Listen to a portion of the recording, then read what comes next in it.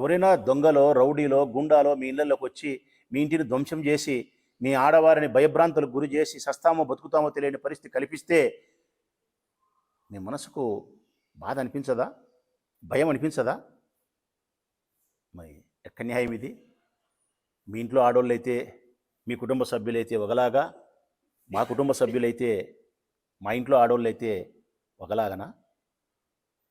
ఇదేనా మీరు ఉద్యోగం చేసేటప్పుడు ప్రమాణం చేసింది?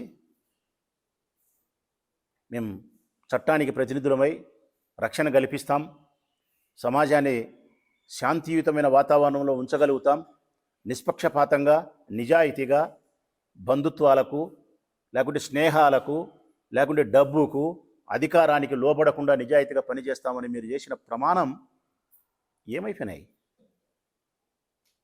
అంబటి రాంబాబు ఇంట్లోకి సొరబడి 1000 మంది యువకులు కట్టెలతో రాళ్లతో ఇల్లంతా ధ్వంసం చేసి ఇంట్లో వాళ్ళ ఆడోళ్ళు ఉంటే వాకిలేసుకొని లోపల భయభ్రాంతులకు గురవుతూ ఉంటే మీరు 100 మంది పోలీసు వాళ్ళు ఉండి గమ్మునుండారు.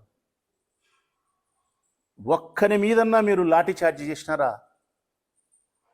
ఆ గుంపును చెదరగొట్టే ప్రయత్నం చేసినారా? వారికి వార్నింగ్ అన్నా ఇచ్చినారా?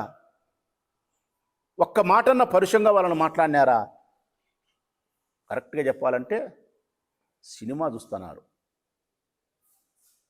చూస్తున్నారు, లైవ్లో సినిమా చూస్తున్నారు. మీరు నిజంగా ఈ ఉద్యోగం చేసి మీరు ఇంటికి పోయి మీ భార్యకు మీ పిల్లలకు ఏం సమాధానం చెప్తున్నారో ఆ భగవంతునికే తెలియాల. పోలీస్ అధికారులరా, ఇంటికి పోయిన తర్వాత మీ శ్రీమతి కానీ మీ బిడ్డలు కానీ మిమ్మల్ని ప్రశ్నించడం లేదా? వారికి మీరు సమాధానం చెప్పడం లేదా?